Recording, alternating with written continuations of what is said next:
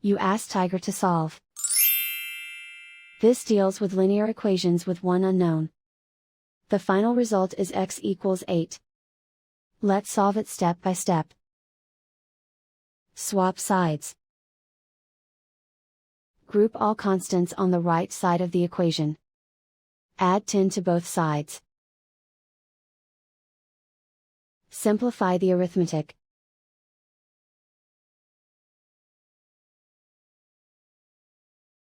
Isolate the x. Divide both sides by 3. Simplify the fraction. Find the greatest common factor of the numerator and denominator. Factor out and cancel the greatest common factor.